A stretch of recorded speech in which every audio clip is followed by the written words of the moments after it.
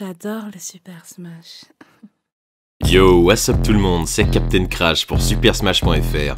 Aujourd'hui dans Culture Story, on va essayer de comprendre comment un rookie a réussi à devenir une tête d'affiche en moins de 2 ans. À partir de 2017, les codes ont été cassés et un vent de fraîcheur est arrivé en Martinique. Pourquoi ? Car les Martiniquais commencent à envisager le fait de pouvoir percer au national. Cette ouverture d'esprit a beaucoup été influencée par Kalash, qui 2 ans avant a littéralement explosé, avec son album Mwakamoon, qui comportait d'énormes morceaux, notamment Moment Gâché, Koussi Koussa avec Niska, Mode Avion, et bien sûr le titre Mwakamoon avec Damso. Jusqu'à maintenant, c'est mon plus gros succès commercial. Et je voyais à la télé tout le temps, ça passait, et ils disaient « encore une fois, là pour le 2e mois d'affilée, Mwakamoon numéro... » Et je filmais la télé, genre... je comprenais pas que c'était... Je réalisais pas que c'était un truc de ouf. Nous ne parlerons même pas de son morceau Rouge et Bleu avec Booba qui, dans l'album précédent, a tout arraché. Le succès de cet album a clairement éveillé les consciences et cela se ressent sur nos artistes locaux. Bref, nous arrivons en 2019. Le game a été secoué par une Spirit 10 du nom de Meryl. Des textes écoutables par tout le monde, un personnage attachant et surtout une image très positive pour la Martinique. Elle représente toute cette idéologie que je vous ai précédemment expliquée, ce qui motive encore plus nos artistes locaux à se rebrander et à axer leur direction artistique vers l'Hexagone. Je veux lui donner du love, elle veut mon nine. Je m'en veux, je l'ai laissé m'envoûter en mal. On baisse le jour, elle veut braquer la night. No money, no love, tout pour la maille. La cagoule là en sexy, c'est mieux dans le noir. Et les gonfs font que personne verra qui est le mal. On fait les fous à 2, elle et moi et une arme. Elle dit le premier qui bouge, bébé, il est taille. Tu dis que tu m'aimes, suce-moi la bite. Je sais pas de quoi ça fait demain. Les mêmes qui parlent dans mon dos sont les mêmes qui me serrent la main. Braqueur depuis la tête, j'ai jamais volé de sac à main. Au poste, joue pas l'avocat. En garde à vue, je suis en ballement. Et moi je suis toujours dans le bloc Saméo. Je découpe la quête-quête, mets-toi sous le tech-tech. Maintenant c'est toi qui gère. Fais pas trop l'ancien, tu touches à ton sec. On sait que tu amènes air. Si demain j'investis, combien je récupère? Tu me vois comme un autiste, mais demain je serai toujours dans le bloc Saméo. Oh et oh, dans tout ça je m'oublie. J'en perds les mots, c'est que tout est fini. Alors j'appelle mon alter ego. Il ne reste que lui, tu comprendras mieux sur les raisons pourquoi je souris. Sauf que, quelques mois après, 3 jours après le confinement, un foyalet du nom de Kima arrive sur internet avec son tout premier clip, et ça donne ça. Les petits bourras pas ni salaire fixe. Hâtez-moi tout le monde les 10. Pété en leur souci en traite. Combien d'outils m'interrètent. Ça jab. Combien de fois j'ai instable. Ça jab. Le petit frère chaud yo ni instinct animal. Ça jab. Nous perdons frère, et voilà que le match s'installe. Ça jab, souti moins, allez moins. L'argent si, contre moins. C'est du trap, c'est violent, et surtout nous sommes très loin des singles adaptés à toucher une audience plus large. Alors il y a quelque chose qui se dit beaucoup, c'est que tu amènes de la fraîcheur dans le game, avec ton flow inimitable. Qu'est-ce que tu en penses toi? Ben, ça me fait plaisir hein, que les gens parlent comme ça, que les gens disent ça. Et puis, en vrai, c'est ce que je voulais. Hein. Comme lorsqu'un buzz se crée, il y a beaucoup de réactions positives et négatives. Certaines personnes critiquaient le clip au vu des mineurs armés et trouvaient qu'on revenait dans les clichés du rap martiniquais, à savoir armes, drogue, violence, etc. Alors la question que j'ai à poser, c'est comment Kima a réussi à gravir les échelons aussi vite? Est-ce qu'il y a un featuring que tu aimerais absolument faire avant la fin 2021? Avant la fin 2021, Gazo, la Kishta. Et tu travailles pour ça? Oui, je suis à fond pour ça là. Vous avez déjà pris contact ou... Non, pas encore, Gazo, non, pas encore. A few moments later. Ça jab, la calage va comment et tu vas l'entendre. La calage c'est qui m'en pour la pompe. On connaît la ville, tu sais que ça ramasse go. Ça jab, ça chaud. Tu sais qu'on applique des camemberts mal à game criminel. Je vous donne 2 raisons qui, selon moi, peuvent l'expliquer. Raison numéro 1. La coachabilité. Lorsque l'on prend le temps d'analyser l'ascension de Kima, on peut remarquer qu'il a souvent été entouré. Même pas 2 mois après la sortie de son clip, Sadiab, on le voyait déjà en featuring avec des artistes qui avaient beaucoup plus d'expérience que lui.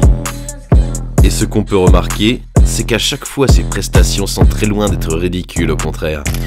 L'argent comme on Anthony, devant police pas poli. Business Paris, Oli, faut qu'on prépare en colis. Faut en crier, faut j'ai au lit. Tout change en moyen rempli. Baby, faut pas ou attache. En qu'elle disparaît qu'au flash. Équipement, les cash. En ja, changer visage. En pas, tourner la page. Les fonds, j'ai mis en cash. Yo, au premier étage. Nous, ja, au décollage. Petit moyen en bâtissage. En venir faire un canage. Ce qui lui a apporté aussi une certaine visibilité. Alors pourquoi je parle de coachabilité? Être coachable, c'est être réceptif aux conseils qu'on nous donne, et ou analyser les personnes qui évoluent dans notre environnement, afin de ne pas faire les mêmes erreurs. Imaginez que, devant vous, il y ait quelqu'un qui glisse sur un sol mouillé et tombe par terre. Vous avez vu la scène. Même si celui-ci ne vous dit pas « Fais attention, le sol est glissant, tu risques de tomber », si vous êtes coachable, vous ferez en sorte de ne pas glisser. C'est exactement ce que Kim a fait. Et je ne parle pas du fait que sa mère soit dans la musique, je parle du fait que, en très peu de temps, il a vu et entendu beaucoup de choses. Et son ouverture d'esprit a fait qu'il les a mis directement en application. La remise en question que les artistes ont eue après le succès de Kalash, comme précédemment expliqué, il l'a eu directement quelques mois après son premier buzz. Ce qui a donné des morceaux plus mélodieux, avec plus de français, comme ce que faisaient ses grands frères quelques mois avant lui. Je suis venu, j'ai vécu. Au poste ils m'ont connu. Je suis allé en garde à vue. J'ai traîné dans la rue. Maman si t'avais su, maman si t'avais cru, je serais pas descendu. Depuis quelque temps, on le voit s'ouvrir encore à d'autres sonorités et d'autres réflexions musicales. Qui aurait cru qu'en moins d'un an, quelqu'un puisse évoluer au point de passer de ça. Combien coup de AK, coup de Beretta, fouille mon crépino, fouille les fois j'ai Pinko, fouille les fois j'ai Toto, dans les mandats dépôt.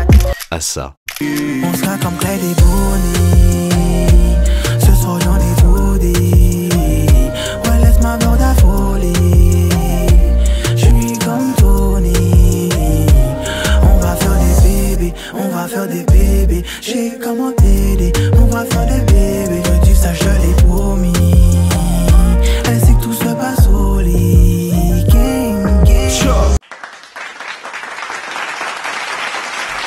On a peut-être un peu honte de dire que c'est du zouk par rapport à l'image qu'a le zouk en général. Faut pouvoir le dire quoi. Que ben oui, on a mélangé notre urbain avec du zouk parce qu'il y a beaucoup de zouk. Kima est une vraie éponge, très ouvert d'esprit et prêt à toujours se remettre en question sur sa musique. Est-ce que tu as quand même ta petite culture zouk? Est-ce que c'est quelque chose qui te parle déjà non, à la base? Pas non, du tout. Non, du tout. T'écoutais pas? Non. Quand on voit l'affiche, on s'attendait pas à un morceau zouk. Ouais. Pourquoi vous avez fait ce choix-là? Comment ça s'est passé? Ben, déjà, faut dire que c'est Kalash, déjà, qui a eu l'idée. Et puis, voilà, moi j'ai adhéré. Faut pas avoir peur d'oser. Et puis, je voulais un peu voir comment aussi le public, il prend diverses... comment il voit, comment il prend mes sons, tu vois. Raison numéro 2, le travail et la régularité. Je ne sais pas si vous avez remarqué, mais Kima fait partie des artistes les plus réguliers du game antillais. Il a en 2 ans sorti plus de clips que certains artistes en ont sorti en 10 ans, et pourtant, il vient d'arriver. Et surtout, regardez l'espace entre les sorties de ses sons. Il est capable de sortir un clip demain et d'en sortir un autre 2 semaines après. Mais des fois, on parle en journée. Je ne parle même pas du nombre de sons qui ont fuité mais qui ne sont officiellement pas sortis. Sa constance nous donne l'impression qu'il est là depuis longtemps, alors que ça fait même pas 2 ans qu'il balance du contenu régulièrement sur internet. Kima est un monstre de régularité et de travail. Aujourd'hui, Kima fait clairement partie des têtes d'affiche antillaises et se retrouve confronté aux mêmes problèmes que ses prédécesseurs. Comment exploser au national quand on vient des îles? Il vient de sortir un dernier album intitulé La Cour des Grands. Et on y retrouve des artistes comme Koba, Gazo, etc. Et malgré ça, cela ne suffit pas toujours à casser ce plafond de verre que les Antillais ont au-dessus de leur tête. Selon vous, quelle serait la solution pour qu'un artiste antillais réussisse à être une tête d'affiche nationale, au même titre qu'un Niska, Kobalade, Damso, etc. N'hésitez pas à réagir dans l'espace commentaire, et je vous dis à bientôt pour une nouvelle vidéo Culture Story.